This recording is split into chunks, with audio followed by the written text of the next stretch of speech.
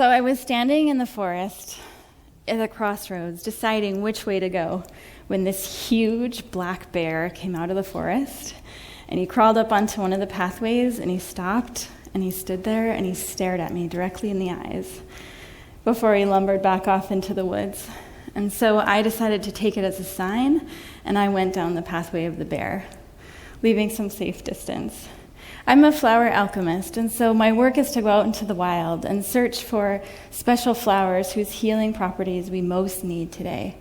I was in the middle of the wilderness, unfamiliar with my surroundings, in the middle of British Columbia in Canada. And following this bear down this pathway led me down a whole new pathway in my life and my work. It was my first flower essence collection trip, and previously, I had only worked with my teacher's flower remedies. This was the first time I was going out into the wild on my own. So let me rewind a little bit. I learned the art and science of flower remedies from an expert from Madrid, Spain. He taught me about flower remedies. He said they were the bioenergetic imprint of flowers, and that when used regularly, it had emotional and mental healing benefits. He taught me things like mustard flower is great for that feeling when you are a little bit sad, but you don't know why you're sad. It brightens your mood. And that every single flower on the planet has a really specific benefit for us in terms of how it makes us feel. And he also said something that really caught my attention. He said that if we could get 3%, only 3% of the world's population actively and consistently working with these flower remedies, it would change the outcome of the future in a radically positive way. And I didn't quite understand how that would be, but I was super inspired. And I wanted to bring the flower remedies back to the United States because I knew that in Europe, doctors everywhere were prescribing flower remedies, especially to pregnant women, and that in every pharmacy in Australia, you could find flower remedies. Even the taxi drivers in Mexico, when I would talk about my profession, they knew the difference between esencias de flores and essential oils. But I was so baffled when I got back to the United States and so few people had heard of flower remedies. And it wasn't that our limited access to them made us any happier as a population. In fact, in the 4 years that I had been living and traveling outside of the country, so many things that weren't even on my radar suddenly were on my radar, like anxiety, panic, depression, and the fact that we were putting children at very young ages on psych medications. I was really surprised. And in fact, if we look at current statistics today, according to the Journal of American Medical Research, we see that 1 in 6 American adults is on some kind of psych medication. That somewhere between 6 and 7 million children have been diagnosed with ADHD, and over half of us can't sleep. We're sleep deprived, many of us with chronic insomnia. And so I believe that this is now the time to bring Mother Nature back into this conversation. I believe that Mother Nature has the solution for every problem we could dream up, maybe in a more expedient, efficient way, even without side effects. And so I have devoted the last 20 years of my life to this practice of flower remedies. And what I've seen is nothing short of astounding. I've watched people take these flower remedies. They're little drops that you put in your mouth or your tea or your coffee or in your water bottle. They go away and they come back weeks later and their faces have changed. Their body language changes. Their life stories change. It got to a point where I was going a little bit crazy because it was just me and them in the room and it was confidential and I couldn't tell anyone. And I thought, my God, everyone needs to see this. So I added up how many clients I could see in this lifetime if I worked until I dropped with no vacations, and that would be 76,000 people. And it just wasn't enough. I wanted to reach the world. Because I can bet that if I asked all of you, who in this crowd, raise your hand, if you have maxed out your full potential in this life, you have reached your full potential in terms of accomplishments, or you're as generous or loving, as creative, as innovative as you want to be in this life. No one raises their hand.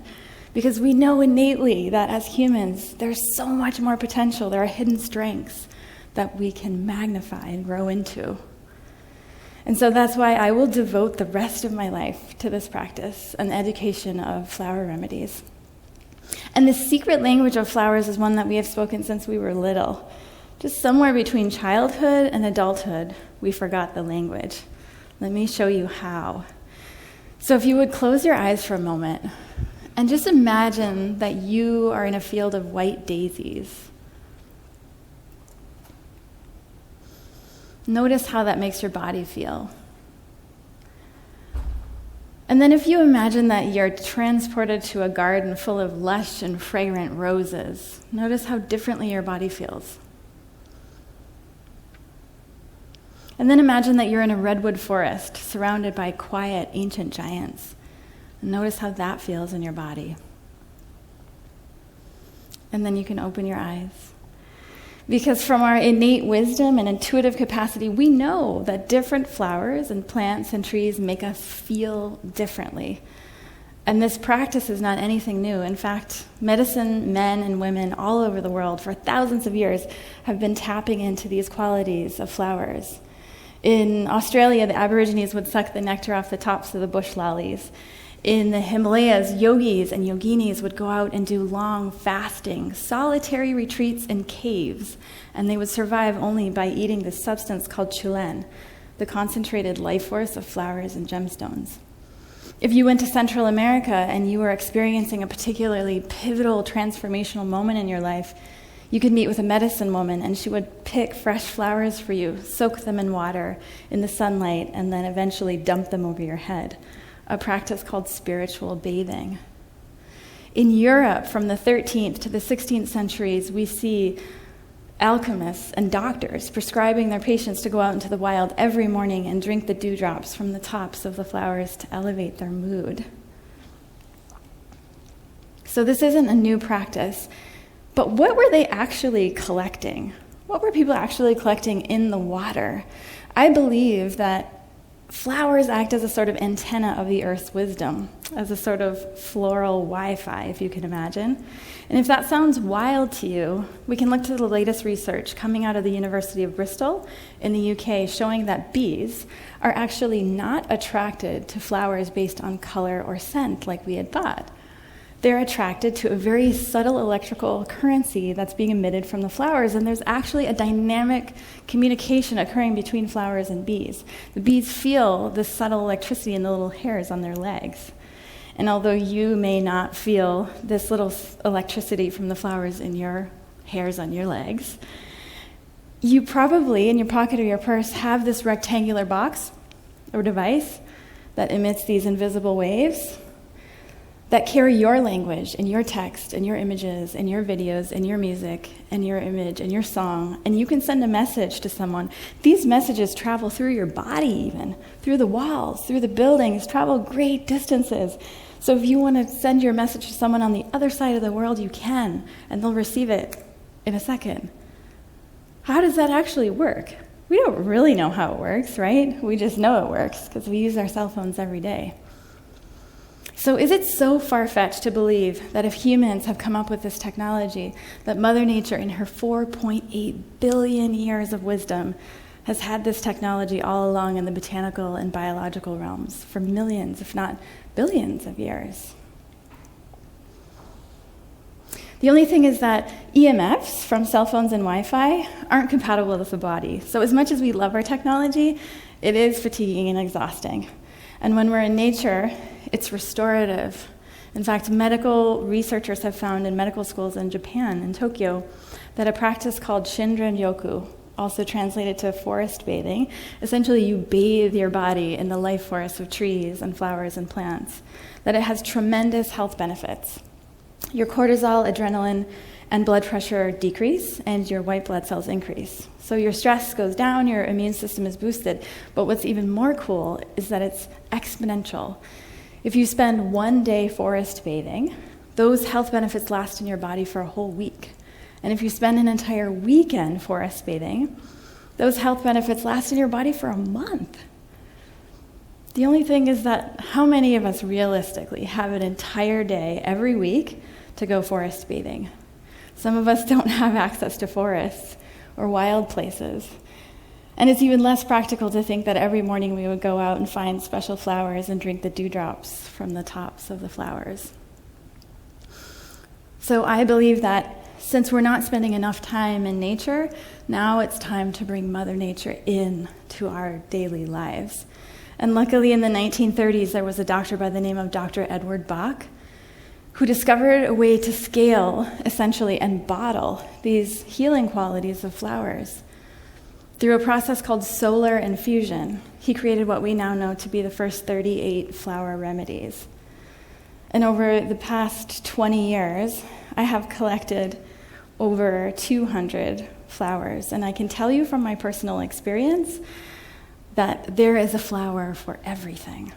Tell me your greatest pain, tell me your biggest issue, and I will find a flower for you. If you've ever had that feeling like you just don't quite feel comfortable in your own skin, there's a flower for that. If you ever wake up in the morning and it's like another routine day and you just want more spontaneity and joy, there's a flower for that. If you've ever worried about someone very close to you that you love dying, there's a flower for that. If you've ever been overwhelmed, stressed, wake up in the middle of the night, your mind is spinning and you can't sleep, or sometimes you just don't know how to calm down your body, there's a flower for all of that and anything you could imagine.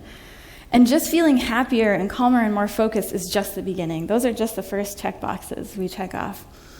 Because what I found is that flower remedies have this ability to accelerate personal growth. So the normal amount of personal growth we would go through in 6 months is reduced down to 1 or 2 months.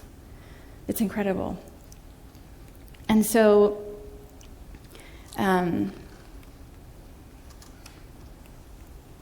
what I really want to show you is that even though the wavelengths are hard to imagine because we can't see them, we can use the human body as a canvas. We can see the effects. And if you forgive that I'm not a professional photographer and that the lighting may show differences, just notice the person, their essence. If you met them in the street, what would they be feeling? How would you describe them? So I would describe this gentleman as feeling tired and stressed, and his body language is pulling back like he's disengaged. He went to take flower remedies for 3 weeks. So he put them in his mouth several times a day. 3 weeks later, this is what he looks like. Can you see a difference? And then I have some 6-month examples to show you where you can see that the way we store stress in our skin changes, that actually over time there's an anti-aging effect, that we look more radiant, we look more youthful. And we often see that people get more settled into the power or essence of who they are as human beings.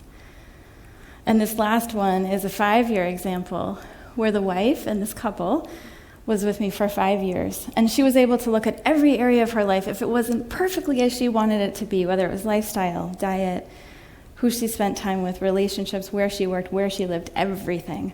And then the flower essences helped her get there faster. It accelerated her personal growth. And this is her 5 years later. And what students often notice about these particular photos is that even though at the time her husband wasn't interested in taking flower remedies, it seems to have rubbed off on her husband as well. And this is the interesting, where it gets really interesting, is that we can see that individual happiness is directly related to collective happiness. There was a study done in France, a 10-year longitudinal study, where they found that if your friend's friend's friend becomes wildly happy, it has more of a beneficial effect on you than if someone put $5,000 cash in your pocket. So conversely, if you become wildly happy, it has more of a beneficial effect than if someone put $5,000 cash in your friend's friend's friend's pocket. That means that in this very moment, our state of mind is affecting thousands of people we don't even know yet. Isn't that mind-blowing? That is the potential of human beings. And if we can tap into Mother Nature and this tradition of flowers and flower remedies to amplify our natural states of happiness and clarity and peacefulness, imagine what happens when you emit more peace and love.